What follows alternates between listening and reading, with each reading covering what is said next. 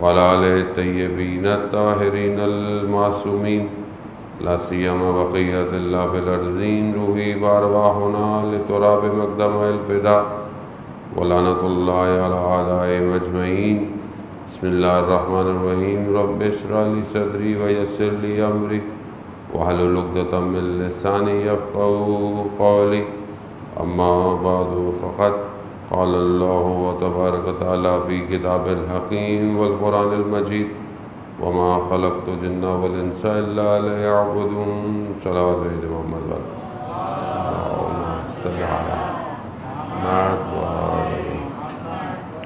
عزیزان مظلومہ کائنات سیدۃ النساء العالمین ایام فاطمیہ ہی کی ایک مجلس سے آپ کی خدمت میں جو ہے وہ حاضر ہیں. ہماری گفتگو جو ہے وہ ان چند دنوں میں حضرت زہرا سلام اللہ علیہا کی زندگی کے مختلف ابعاد اور ان کی صفات سے متعلق ہے. پہلی چیز جو بہرحال پچھلے ہفتے یہیں پر آپ کی خدمت میں بیان کیا کہ جب بہت بڑا کام خدا لینا چاہتا ہے تو خدا امتحان بھی اتنا ہی بڑا لیتا ہے، اور اس کے لیے انسان کو اپنے اندر جو ہے وہ اس کیپیبلٹی کو پیدا کرنا پڑتا ہے، انہینس کرنا پڑتا ہے کہ خدا جو ہے وہ اسے اپنے کام کے لیے استعمال کرے. اسی ذیل میں بہرحال ہماری گفتگو جو کل چل رہی تھی وہ جنود اور عقل کے لشکر کے اوپر، جو حدیث بہرحال بہت فیمس حدیث ہے عقل اور جنود کا لشکر، اس پر بہرحال کچھ نکات میں نے آپ کی خدمت میں بیان کیے. آج اسی کو ایکسٹینڈ کرتے ہوئے کچھ اور نکات اسی حدیث سے آپ کی خدمت میں بیان کر رہے ہیں، اور پھر اس کو کمپیئر کرنا ہے کہ کس طرح جو ہے وہ سٹارٹ آف اسلام میں، صدر اسلام کے اندر یہ ساری چیزیں جو ہے وہ ہمیں نظر آتی ہیں. جنود عقل اور جنود جہل یعنی انٹلیکٹ کا جو آرمی ہے، جو اس کا لشکر ہے، وہ کیا ہے کہ جب پروردگار نے ان دونوں کو خلق کیا، کیونکہ کل میں نے آپ کی خدمت میں حدیث جو ہے وہ امام جعفر صادق علیہ السلام سے بیان فرمائی کہ خلق کیا اور خدا نے جب ان کو آرڈر دیا، کام دیا، تو انہوں نے انجام دیا. عقل نے دونوں چیزوں کو انجام دیا تو خدا نے اسے کرامت دی، خدا نے اسے خیر دی. لیکن جہل کو جب ایک چیز دی گئی، ڈارکنیس کو، ظلمات کو، تو اس نے اس کو انجام نہیں دیا، یعنی مقابلے میں آ گئی. پھر پروردگار نے عقل کو جو ہے وہ 75 یعنی 75 قوہ دی ہے، یعنی 75 اسلحوں سے اس لشکر کو کیا کیا؟ فل کیا. یعنی جیسے انسان کوئی آرمی جو ہے وہ کہیں جا رہی ہوتی ہے تو اس کو ویپنز دیے جاتے ہیں. اب ہر بحث کا ویپن ہے. اگر کوئی علمی کام کرنا چاہ رہا ہے تو اس کا ویپن کیا ہے؟ اس کا ویپن بکس ہو سکتی ہیں، اس کا ویپن پین ہو سکتا ہے، آج کل اس کے لیے بہت ساری اور چیزیں. تو جب عقل کو خدا نے جو ہے وہ بھیجنا چاہا تو اسے اس کے حساب سے چیزوں کو عطا کیا.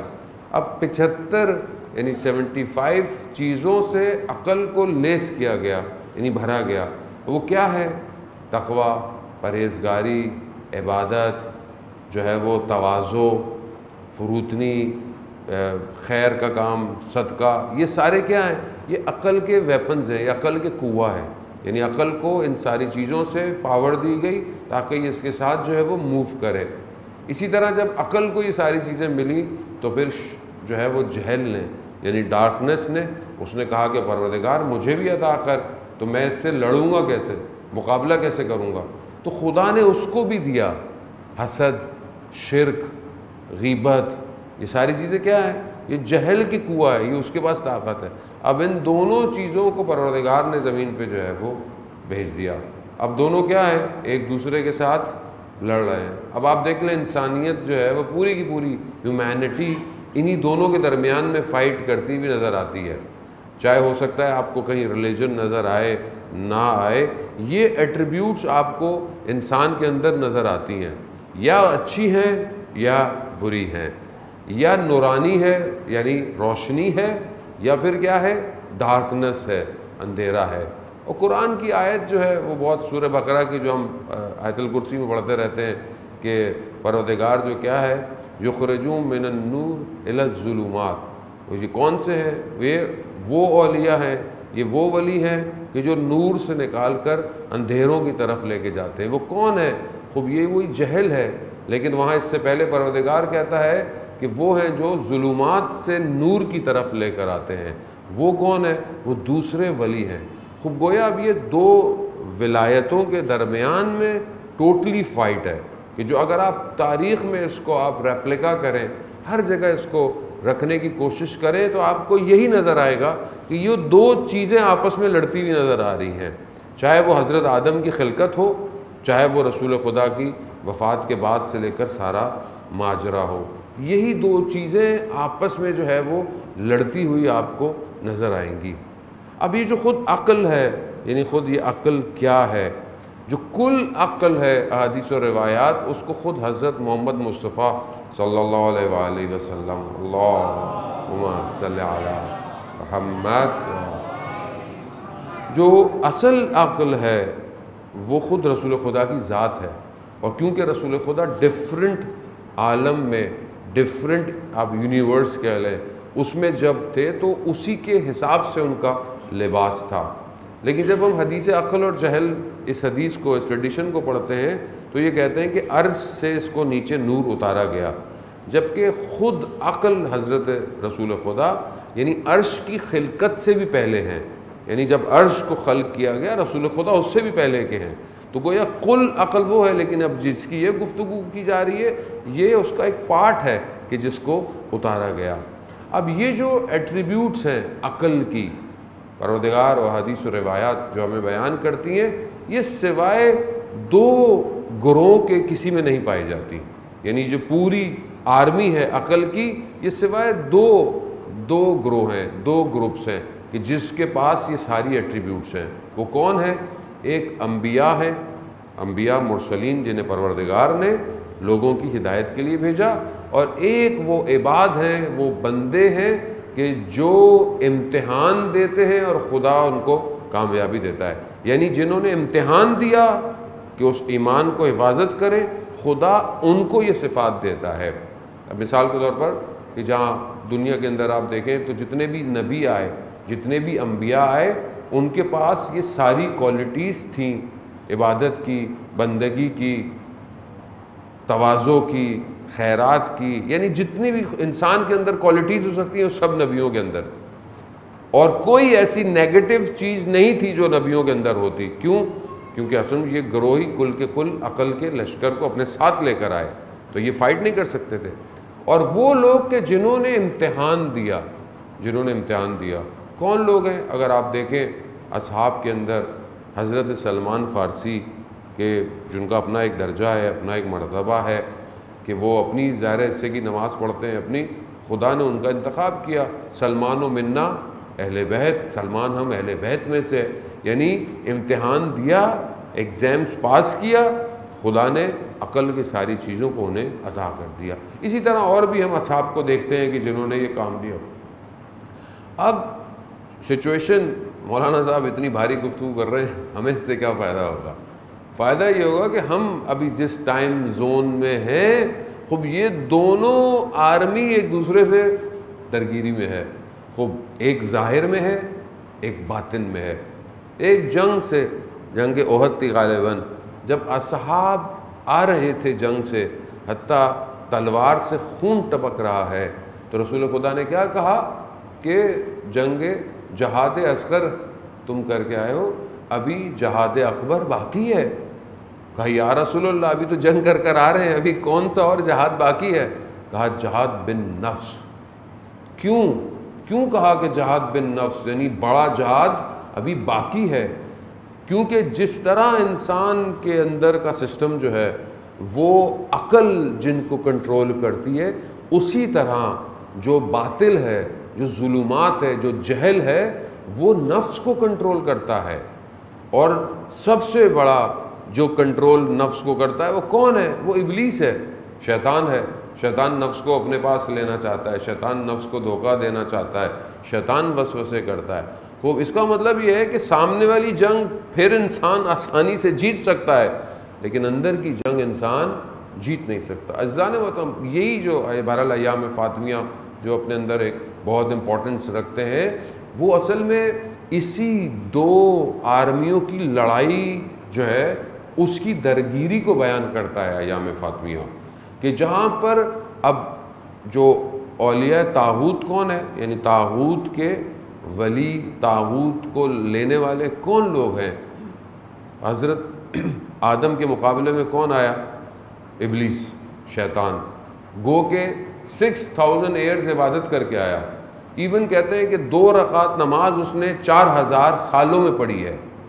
یعنی آپ کنسیڈر کریں کہ ہم اپنی نمازوں پر بھروسہ نہ کریں کہ جی میں تو بڑی اچھی نمازیں پڑھتا ہوں، وہ میں بڑی، یا فلانا شخص تو بڑا پرہیزگار ہے، عبادت گزار ہے۔ نہیں، شیطان جو 4000 سال 2 رکعت پڑھتا رہا، کیسی ہوگی عبادت اس کی؟ مگر اللہ کے ولی کے مقابلے میں آ گیا، اللہ کی ولایت کے مقابلے میں آ گیا۔ خوب اسی طرح حضرت ابراہیم کے مقابلے میں نمرود آیا۔ وہ کون ہے؟ خوب دشمن ہے۔ دشمن کون ہے؟ انسان کی حالت میں ہے، یعنی ایک شیطان تو جن میں سے ہے، خود ابلیس ہے اور اس کے جو پوری آرمی ہے، اور ایک شیطان انسان کی حالت میں، نمرود حضرت ابراہیم کے مقابلے میں، فرعون حضرت موسیٰ کے مقابلے میں۔ اسی طرح آہستہ آہستہ آہستہ آپ جائیں تو جو سب سے بڑا علماء جن کو بیان کرتے ہیں کہ سب سے بڑی جو کلیش ہے اس 2 پاورز کا، عقل اور جہل کے لشکر کا، وہ رسول خدا کی وفات کے بعد ہے۔ یعنی شیطان تو اپنی جگہ پر، لیکن جو انسانوں کی حالت کے اندر طاغوت تھا، استکبار تھا، وہ اتنا سخت آیا کہ پورے رسول خدا کے سسٹم کو، جیسے کل میں نے آپ کو بولا کہ وہ ڈیلیٹ کرنا چاہتے تھے، وہ ختم کرنا چاہتے تھے۔ خوب یہ ہو سکتا ہے کہ سم ٹائم یہ تاریخی بات ہے، 1-2 لوگوں کا ہم ذکر کر دیں، اصل میں نام اپنی جگہ پر ہیں، تاریخ کے اندر ہیں، سیف ہیں، آپ اس کو ڈیلیٹ نہیں کر سکتے، وہ ہیں اپنی جگہ پر۔ بٹ اصل میں کیا ہے کہ اصل میں ریزن کیا تھا، اور وہ کون سے فیکٹر تھے کہ جس کے مقابلے میں حضرت سیدہ سلام اللہ علیہ کو قیام کرنا پڑ گیا۔ وہ ایک باغ نہیں تھا، وہ ایک پیس آف لینڈ نہیں ہے کہ بعض اوقات ہم اپنے اشعاروں میں پڑھتے ہیں کہ یہ ہو گیا وہ ہو گیا، ہم اس کی افادیت کو، ہم اس کے اثرات کو، ہم اس کی اصل جو پاور ہے اس کو ہم محسوس نہیں کر سکتے۔ It's not a piece of land کہ اس کے لیے حضرت فاطمہ سلام اللہ علیہ دربار میں کھڑی ہوئی ہیں، وہ کہ جن کے اشاروں پر جو ہے وہ ملائکہ جو ہے وہ آسمان سے نیچے آ جائیں، ان کو پیس آف لینڈ کیا دے گا؟ وہ جن کے لیے آسمان سے جو ہے وہ کھانا اترتا ہو، وہ خود جن کے بچے جنت کے بہشت کے دنیا کا بہترین باغ، کائنات کا بہترین باغ، اس کے سردار ہوں، انہیں پیس آف لینڈ کیا دے گا؟ معاملہ پیس آف لینڈ کا نہیں تھا، معاملہ ولایت الہی کا تھا، معاملہ ولایت پروردگار کا تھا۔ وہ ولایت کی جس میں پروردگار قرآن میں کہہ رہا ہے انما ولیکم اللہ، اللہ تمہارا ولی ہے، رسول تمہارا ولی، اور وہ کہ جو رکوع کی حالت میں زکوٰۃ دے رہے ہیں۔ خوب یہ ولایت ایک ہی ولایت ہے۔ اللہ، احادیث و روایات ہیں، ائمہ علیہ السلام فرماتے ہیں کہ ولایتنا ولایت اللہ، ہماری جو ولایت ہے وہ اللہ کی ولایت ہے۔ اب جو اس کے مقابلے میں آئے گا وہ طاغوت ہے، وہ شیطان ہے، وہ جہل کا لشکر ہے کہ جو اس کے مقابلے میں آ رہا ہے۔ تو یہ انسیڈنٹ کوئی اسمال انسیڈنٹ نہیں ہے کہ ہم صاحب اس کو نکل جائیں، اس کو باقاعدہ تحلیل کرنے کی ضرورت ہے۔ پھر آپ ریئلائز کریں کہ where we are standing now, آج ہم کہاں کھڑے ہوئے ہیں، آج جہل کا لشکر کہاں ہے، آج ہمارے اپنے اندر کہاں ہیں۔ ہم عام لوگ جو ہیں، ہمارے اندر عقل کے لشکر کے سارے ایٹریبیوٹس نہیں پائے جاتے۔ یہ مثال کے طور پر، میں آپ سے نہیں کہوں گا، میں اپنے آپ سے کہوں گا، مثال کے طور پر اگر جو ہے وہ میری عبادت اچھی ہے تو میرا یقین کمزور ہے، اگر تو میری جو ہے وہ گفتگو تقوی والی ہے تو ہو سکتا ہے کہ میرے نفس میں شہرت کی خواہش پائی جاتی ہو۔ یہ ساری چیزیں کیوں؟ کیونکہ خود میں اس مقام پہ ابھی نہیں ہوں۔ خدا کرے کہ ہم اس مقام پہ جائیں کہ خدا نے 2 گروہ احادیث میں واضح کر دیں، یا انبیاء یا وہ جن کا امتحان لیا گیا۔ ہمارے اندر یہ چیزیں مکس پائی جاتی ہیں، کہیں میں تواضع کرتا ہوں، کہیں میرے اندر جو ہے وہ خدا نہ خواستہ کوئی ایسی چیز پیدا ہو جاتی ہے کہ میں کیوں جھکوں ان کے آگے، میں کیوں ان کے آگے ایسا کروں، میں کیوں ایسا کروں، کہیں میں نیکی کرتا ہوں، کہیں میں نیکی نہیں کرتا۔ تو اس کا مطلب ہے کہ میرے اندر کلیش ہے عقل اور جہل کے لشکر کا، اور یہی فائٹ ہے اصل، یہی باطن جو جیت گیا خداوند متعال اس کا انتخاب کرتا ہے، خدا اسے بلاتا ہے، اللہ کا ولی اسے اپنے ساتھ لے لیتا ہے۔ اب آپ کو سمجھ میں آیا کہ مدینہ میں کیوں لوگ نہیں ساتھ دے پائے حضرت سیدہ سلام اللہ علیہ؟ کیوں؟ کیونکہ جہل کا لشکر اتنا سخت پینیٹریٹ کر چکا تھا، نفوذ کر چکا تھا کہ عقل والے تھے ہی تھوڑے۔ کتنے لوگ ہیں آپ کے سامنے تاریخ میں، جو رسول مولا کائنات نے جب کہا نا کہ میں صبح قیام کر لوں، ایسے ایسے لوگ مسجد میں آ جائیں سر کو منڈوا کے، تلواروں کو میانوں سے نکل، کتنے لوگ تھے؟ فنگر ٹپس پہ پورے نہیں آتے، اتنے کم لوگ تھے۔ کیوں؟ کیونکہ امتحان بہت سخت تھا، بہت سخت۔ آج ہمارے لیے کہنا بڑا آسان ہے، کاش ہم مدینہ میں ہوتے۔ It's not easy. آج اپنی زندگی میں ہم سے کئی کام نہیں ہوتے چھوٹے چھوٹے سے، وہاں کہاں کاش ہم کرتے۔ آج ہم سے یہاں سے ہلا نہیں جاتا، آج ہماری زبان نہیں کھلتی دنیا کے استعمار اور طاقتور اور ظاہری طور پر طاقتوں کے مقابلے میں۔ او مولانا کاروبار ہے، بزنس ہے، کمیونٹی ہے، ڈسٹرب ہو جائے گا سارا، اگر یوں کہہ دیا یوں کر دیا۔ تو کل آپ امید رکھتے ہیں کہ مدینہ کے اندر کھڑے ہوتے تو ان ٹائرنٹ کے مقابلے میں آپ کی زبان کھلتی؟ آج کون ہے استکبار؟ آج کون ہے جو جہل کے لشکر کو لیڈ کر رہا ہے؟ کون کر رہا ہے آج؟ کہاں ہے ابلیس؟ کہاں ہے شیطان بزرگ کہ جو آج دنیا کو ظلم اور ستم کر رہا ہے؟ کون ہے اسلام کے مقابلے میں دشمن؟ کون ہے اللہ کے ولی حجت کو غیبت سے نہ آنے میں رکاوٹ؟ کون ہے؟ کس کی رکاوٹ ہے؟ آج we can't stop Maulana, it's problem ہو جائے گا۔ تو پھر تو اس کا مطلب ہے کہ بس پھر تسبیح پڑھو، 2 رکعت نماز پڑھو، ڈونٹ ٹاک اباؤٹ امام زمان۔ امام زمانہ کے لیے سب سے پہلی شرط گردن کٹوانا ہے۔ آج جمعے کا دن ہے، ظہور کا متوقع دن ہے، عزیزان محترم۔ مولا امام حسین علیہ السلام جب مکہ سے نکل رہے تھے تو امام نے چند شرائط بتائی تھی، کس کے لیے؟ کہ جو میرے ساتھ جانا چاہتا ہے۔ اس میں سے پہلی شرط کیا ہے؟ کہ اگر تم اپنے خون کا بذل کر سکتے ہو، خون کی قربانی دے سکتے ہو، پہلی شرط یہی نہیں کر سکتے تو بس یہی رک جاؤ، بس آگے نہیں بڑھو۔ اگر یہ کر سکتے ہو تو پھر میں 2 باتیں بعد میں دوں گا تمہیں۔ 3 شرطیں تھیں۔ پہلی شرط انسان کے اندر نہ ہو، جس کو اپنی جان پیاری ہو، جس کو اپنا مال پیارا ہو، جس کو اپنی اولاد پیاری ہو، وہ کہاں کچھ دے گا؟ It was not easy in مدینہ۔ آسان ہے یہ کہنا، کیسے لوگ تھے، یوں تھا، یہ تھا۔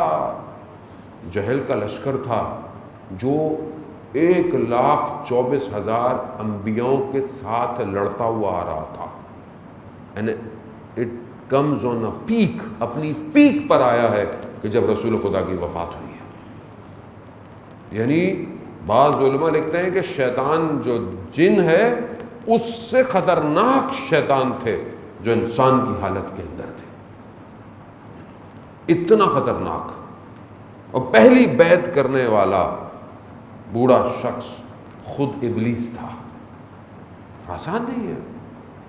جب ولایت علی ابن ابی طالب علیہ السلام کو بیان کیا گیا، جب غدیر خم کا اعلان کیا گیا، تو شیطان کے جتنے بھی ہینڈز تھے انہوں نے شیطان کو سنائی ہیں، آ کے روایات بیان کرتی ہیں کہ تم نے تو کہا تھا کہ بس رسول کے جانے کی بات ہے، ہم تو یوں کریں گے، ہم تو یہ کریں گے۔ یہ تو ولایت کا اقرار کر دیا گیا، یہ تو نیا سسٹم دے دیا گیا ہے دنیا کو۔ تو شیطان ابلیس نے کیا کہا اپنے کارندوں سے؟ کہا کہ رکو، مایوس نہ ہو، میں نے ان لوگوں سے وعدہ لیا ہوا ہے۔ اللہ اکبر! ابلیس کی پلاننگ، میں نے وعدہ لیا ہوا ہے۔ اور جب رسول خدا کی وفات ہوئی اور جب یہ سقیفہ ہوا تو پھر ابلیس نے صدا دی ہے اپنے شیطان کے گروہ کو اور سب کے سروں پہ تاج پہنایا۔ دیکھو میں کیا کہتا تھا، اس حالت میں یعنی کہ پوری بشریت کی بقا حضرت سیدہ. اب آپ کو سمجھ میں آیا کہ کیوں ہدف خلقت کائنات سیدہ ہے. اگر یہ نہ ہوتی تو آج ہم کوئی نماز نہیں پڑھ سکتا تھا. آج کوئی پڑھتا نماز، لیکن کس کے پیچھے یہ آپ خود جانتے ہیں. اگر سیدہ نہ ہوتی، ہو سکتا ہے یہ ہمیں ابھی نظر نہ آئے. میں نے آپ کو پہلے بھی عرض کیا، جب ظہور ہوگا انشاءاللہ تب ہمیں پتہ چلے گا کہ ظہور تجلی ہے حضرت زہرا کے نور کی. وہ جو سب انہوں نے زحمت کی، وہ جو ساری تکلیفیں انہوں نے برداشت کی، وہ جو امتحان کو اپنے اوپر لیا، آسان نہیں ہے. ایک خاتون ہوتے ہوئے مدینہ، ریاست مدینہ، اصحاب، انصار، فرسٹ گورنمنٹ آف اسلام، وہ آ کر رسول کی بیٹی کے گھر کا دروازہ سے، آسان نہیں تھا. تصور کرنا محال تھا، لیکن ہوا. کیوں؟ کیونکہ جہل کا لشکر تیار تھا. And they are doing their work. Still they are. آج یہ جتنا بھی دنیا کے اندر آپ کو نظر آتا ہے، یہ سب سوشل میڈیا، یہ سب انسٹاگرام، فیس بک، یوٹیوب، یہ سب اس کے اندر جو خرافات، یہ اخلاقی مشکلات، یہ سب جہل کا لشکر ہے. اس نے ہر طرف سے اپنے آپ کو آمادہ کیا ہوا، ہمارے گھروں کو، ہماری فیملی کو، ہمارے ذہن کو آکوپائڈ کیا ہوا. جہاں آپ محسوس کریں کہ آپ عبادت سے آپ کو کوئی چیز کھینچ رہی ہے، جہاں آپ محسوس کریں کوئی چیز آپ کو اللہ سے دور کر رہی ہے، سمجھ لیں جہل کا لشکر ہے. اور اب بہت آسان ہو گیا، اب سوشل میڈیا کے ذریعے سے، ساری چیزوں کے ذریعے سے اب آسان ہو گیا. Family breakups, Islamic lifestyle change ہو رہا ہے. ماڈرنائزیشن کے نام پر اسلام کے قوانین کو بیک کیا جا رہا ہے. ایتھزم، مولانا یہ، مولانا وہ، اور خود مذہب کے اندر توسل یہ کیسی چیز ہے، امام زمانہ، استغاثہ، یہ کیا ہے؟ آپ کس کے مقابلے میں آ رہے ہیں؟ Just consider who is coming in front of home. آپ کو اگر پتہ ہے کہ یہ حق ہے، آپ کو یہ پتہ ہے کہ یہ عقل کا لشکر ہے، تو اس کے مقابلے میں اب چاہے کوئی بھی ہو. اب آپ بولے مولانا یہ تو ہماری کمیونٹی کے بہت اچھے لوگ ہیں، یہ تو بڑے پرہیزگار لوگ ہیں، انہوں نے تو بڑی عبادتیں، بڑا سیکریفائس کیا ہے. وہ کیا ہو تو کیا ہو، مگر ان سے بڑے ہیں جو رسول خدا کے وضو کا پانی نہیں گرنے دیتے تھے. ان سے بڑے ہیں کہ جو رسول خدا کو بخن ولایت پر گئے، ان سے بڑے ہیں یہ. جب وہ نہیں رہے تو آپ باقیوں سے کیا امید رکھتے ہیں کہ آج آ کر معاشرے کو کہ اس کی سند ضعیف ہے، اس کی سند ضعیف ہے. یاد رکھیں حق کے مقابلے میں جو بھی آئے، there is no gray line, there is white or black, that's it, there is no gray area. حق ہے یا بات ہے، بس یہی تو کربلا سکھاتی ہے ہمیں.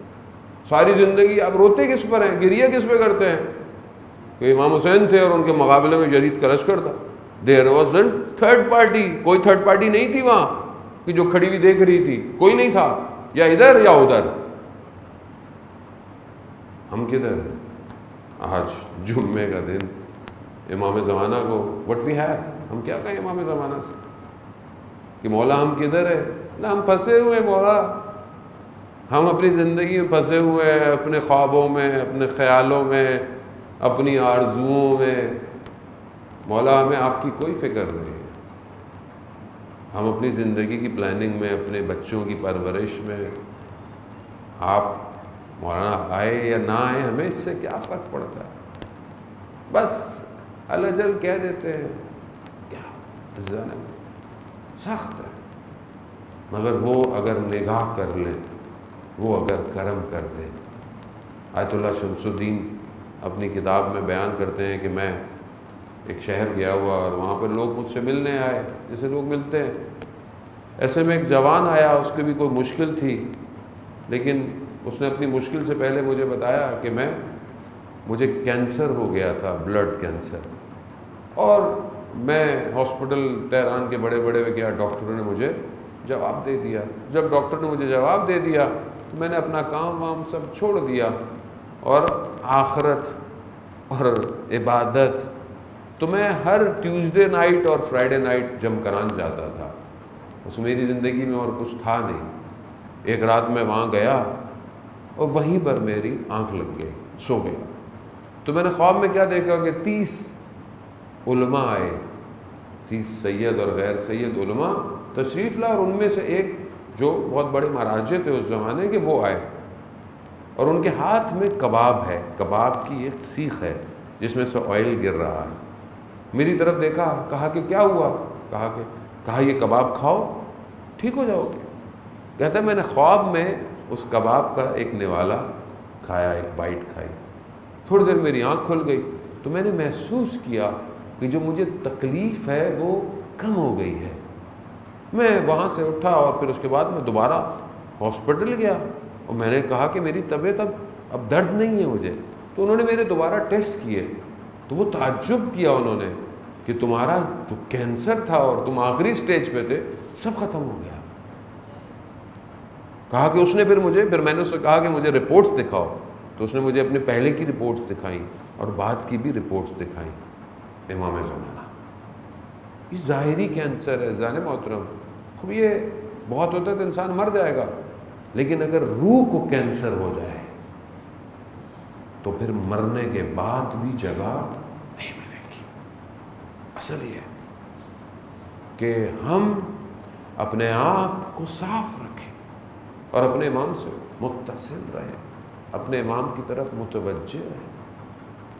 آپ ایک قدم بھی اٹھائیں نا تو یہ بھی ان کی بارگاہ میں ریکارڈ ہو رہا ہے، سیف ہو رہا ہے۔ آپ یہ مت سمجھیں کہ چھوٹا سا کام ہے، یہ بڑا سا کام نہیں ہے۔ سارے آیت اللہ شمس الدین آیت اللہ ہاشمی نژاد سے اس بات کو کوٹ کرتے ہیں کہ ایک اصفہان کا تاجر تھا اور ہر 10 دن مجلس عزاداری کراتا تھا، جیسے آپ لوگ کرواتے ایسے کراتا تھا۔ ایک دفعہ اسے موقع مل گیا کہ میں زیارت پہ چلا جاؤں، لیکن پورا انتظام کر کے گیا، چائے، کھانا، چاول، ایون اس زمانے میں ٹوبیکو، وہ جو کلیون پیا جاتا تھا، شیشہ پیا تھا، اس کا بھی رواج تھا، لوگ حقہ پیتے تھے زمانے میں، وہ تک یعنی اچھی کوالٹی کا ٹوبیکو تک چھوڑ کے گیا، سب گیا۔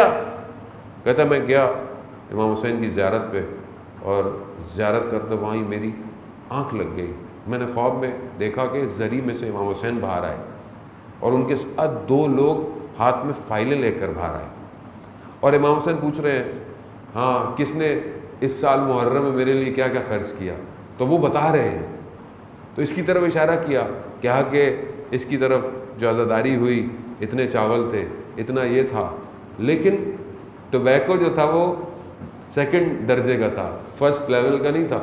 اب یہ خواب میں کہہ رہا ہے کہ مولا میں 1st درجے کا ٹوبیکو دے کر آیا تھا، کہہ رہا نہیں وہ ساتھ تھے، وہ کہہ رہا نہیں 2nd درجے کا تھا۔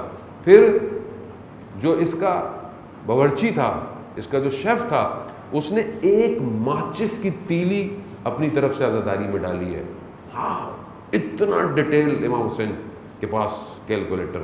ابھی اٹھا خلاصہ زیارت کے بعد جب یہ گھر گیا تو اس نے اپنے بیٹے سے بولا کہ میں تمہیں یہ ساری چیزیں دے کے گیا تھا اور ٹوبیکو بھی 1st لیول تھا۔ کہا کہ ہاں وہ اتنا اچھا تھا، میں نے کہا وہ آپ کے لیے رکھ لیتا ہوں اور آپ کے مہمانوں کے لیے، زائرین کو 2nd درجے کا۔ کہتا ہے کیسی تم نے حرکت کی ہے؟ اور پھر اس کے پاس گئے، وہ جو باورچی تھا آج شیف، اسے بولا کہ تم نے کوئی عزاداری میں کام استعمال کیا؟ کہا نہیں۔ کہا یاد کرو۔ کہا ایک دن میں نے دیکھا کہ آپ کے یہاں ماچس نہیں تھی، تو میں نے اپنی جیب سے ایک میچ سٹک استعمال کی امام حسین کے لیے۔ تو اس شخص نے کہا کہ مبارک ہو، امام حسین نے تمہاری اس ایک سٹک کو بھی قبول کیا ہے۔ اتنا دقیق نظام کہ ہم جو کرتے ہیں دے نوز اینڈ دے ریکارڈ۔ بس ہماری طرف سے کوتاہی ہے، ان کی طرف سے وہ تو کریم ہے، وہ تو ذرا سی چیز آپ کا چل کے آنا بھی ہو، and they gave you the rewards. آپ جو مجلس میں چل کے آتے ہیں یا آپ مجلس کے لیے کوئی کام کرتے ہیں، اینی تھنگ، وہ سب آپ کو ریوارڈ ملے گا جانے محترم، اس دنیا میں بھی آخرت میں بھی۔ مگر اس سے بڑھ کر جو ریکوائرمنٹ ہے وہ امام کی نوکری ہے، امام کے لیے سر، کہ ہم امام زمانہ کے لیے کیا کر رہے ہیں۔ آج جمعے کا دن گزر گیا، ہم نے امام کے لیے کیا کیا؟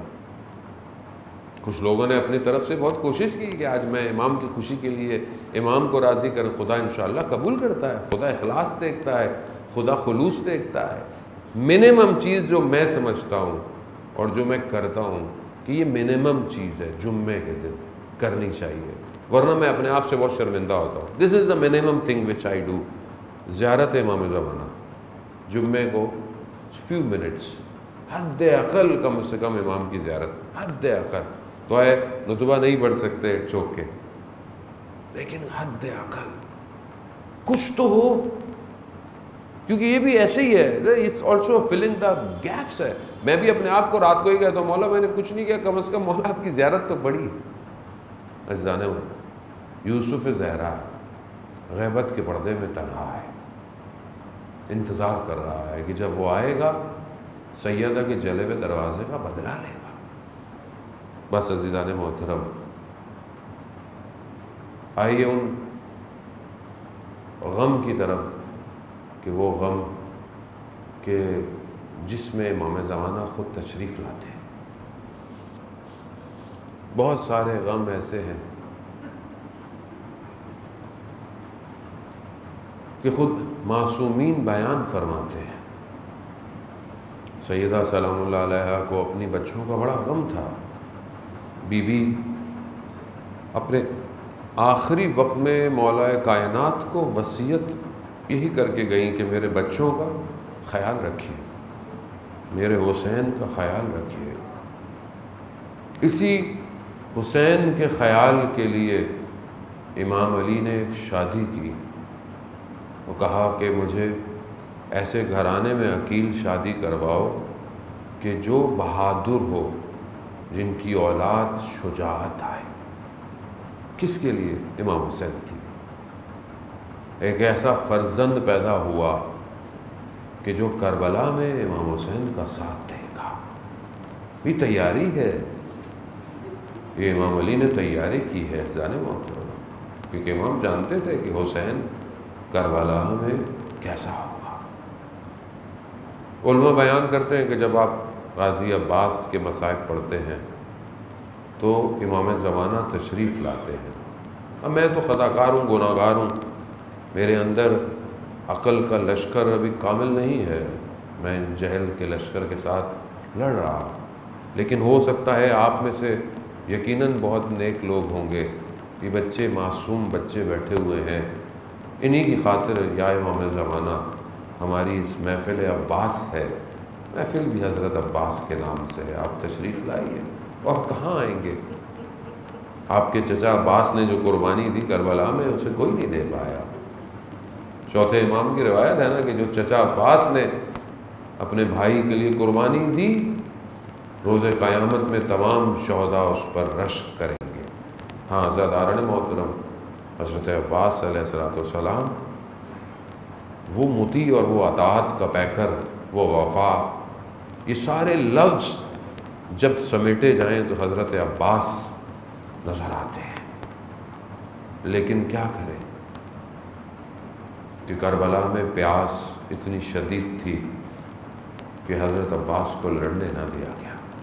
روز عاشور آپ مصائب سنتے رہتے ہیں، میں تو بس یہ چند جملے اس لیے کہ وجود نازنین حضرت امام تشریف لائیں اور ہم پر نگاہ کریں۔ عزیزان محترم، خطاکار ہیں، گناہ گار ہیں ہم لوگ، امام کی نگاہ ہمیں بچا سکتی ہے اور کوئی چیز نہیں ہے۔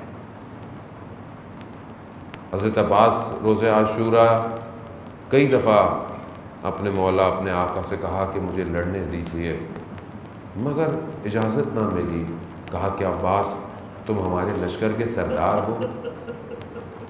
کہا مولا وہ لشکر ہی کہاں جس کا میں سردار ہوں، وہ لشکر کہاں جس کا میں علمدار ہوں۔ خلاصہ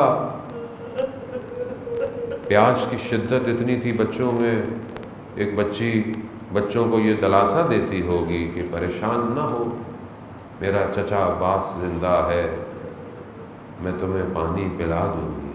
بس یہی ہوا، حضرت عباس پانی کا وسیلہ قرار پایا اور مولا کی خدمت میں آئے کہ بچوں کے لیے پانی کی اجازت ہے۔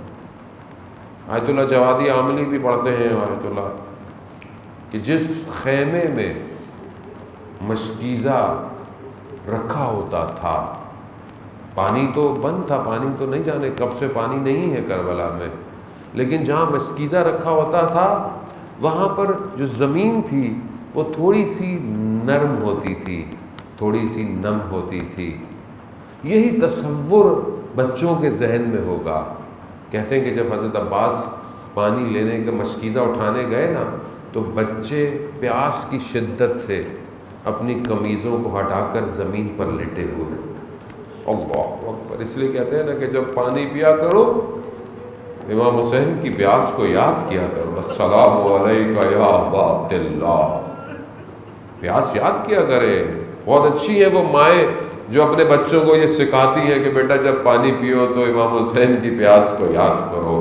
ہاں زیادہ نا پانی نہیں ہے، بچے سینوں کو زمین سے لگائے۔ کہتے ہیں حضرت عباس نے جب یہ منظر دیکھا تو دل ہل گیا ان کا، مشکیزہ اٹھایا اور چلے ہیں، اور کوئی روک نہیں پایا حضرت عباس کو، کسی کی جرت نہیں حیدر کرار کے فرزند کو روکے پانی تک پہنچے۔ مشکیزہ بھرنے میں دیر لگی کیونکہ سوکھا تھا، پانی کو ہاتھ میں اٹھایا تو 21 رمضان کی وہ رات یاد آ گئی کہ جب بابا نے کہا تھا عباس پانی تک پہنچ جاؤ گے مگر یاد رکھنا حسین پیاسا ہوگا۔ حضرت عباس نے پانی کو پانی پر مارا۔ ہاں عزاداران محترم، با وفا انسانیت کو کمال پر پہنچایا عباس نے کہ پیاسا ہے مگر پانی نہیں پیا۔ واپس مشکیزہ جو ہے وہ ایک امید ہے جو خیموں تک پہنچے گی۔ بس حضرت عباس اس کو لے کر جا رہے ہیں، دشمن نے دایاں بازو شہید کیا، بایاں بازو شہید کیا۔ عزاداران محترم، کوئی چیز حضرت عباس کو روک نہ پائی۔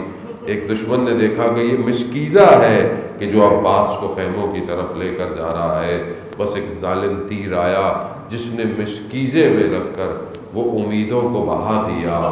حضرت عباس کی سواری کا رخ مڑ گیا، ایک تیر آنکھ میں پیوست ہوا۔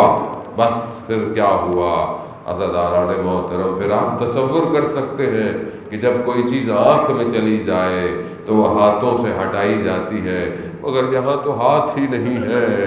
بس ایسے میں ایک گرز آیا، حضرت عباس زمین پر آئے ہیں۔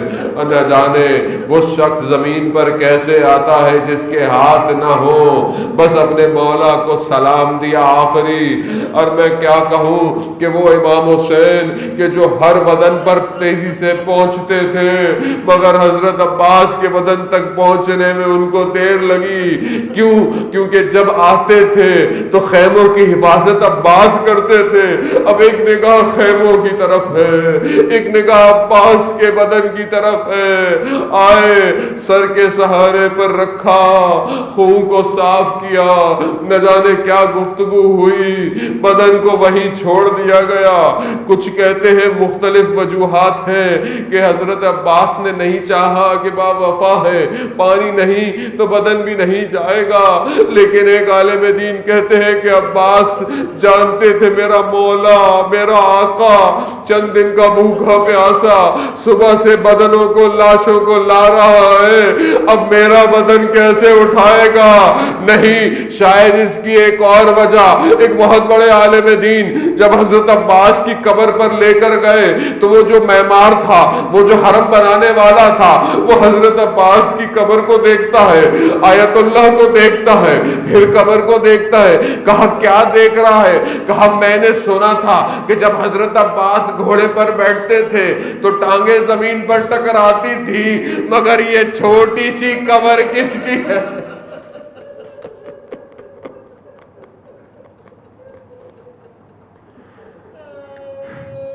الا لعنۃ اللہ علی القوم الظالمین وسیعلم الذین ظلموا ای منقلب ینقلبون۔ پروردگار روز جمعہ ہے، روز متوقع ظہور ہے، امام زمانہ کے ظہور میں تعجیل عطا فرما، ہمیں ان کے ناصروں، ان کے مددگاروں میں شمار فرما۔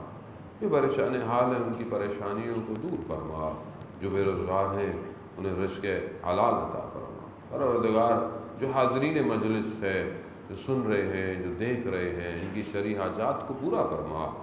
جو بیمار ہیں وہ یا ان کے مہمان یا ان کے گھر والے یا ان کے ہمسائے، جو بھی لوگ ہیں ان سب کو شفا کاملہ اور عاجلہ عطا فرما۔ اس بیماری کو، اس وائرس کو انسانیت سے دور فرما۔ جو لوگ مسافرت میں انہیں خیریت سے اپنے گھروں میں لوٹنے کی توفیق عطا فرما۔ ہمیں حج، عمرہ اور زیارات کی توفیق عطا فرما۔ جو بھی دین کی خدمت کر رہا ہے، چاہے وہ محفل ہوں، چاہے وہ انڈیویجولز ہوں، ٹرسٹ ہو، انجمن ہو، جماعت ہو، پروردگار ان سب کی توفیقات میں اضافہ فرما۔ انہیں سیدہ کی بارگاہ سے اجر کثیر عطا فرما۔ پروردگار ہم خطا کار ہیں، گناہ گار ہیں، سیدہ کے صدقے میں ہماری خطاؤں، گناہوں سے درگزر فرما۔ ہمیں روز قیامت میں سیدہ کی شفاعت نصیب فرما۔ ہمارے وقت کے امام کو ہم سے راضی فرما۔ اللہم ارزقنا زیارت الحسین فی الدنیا و شفاعتہ فی الآخرہ۔ ماتم حسین۔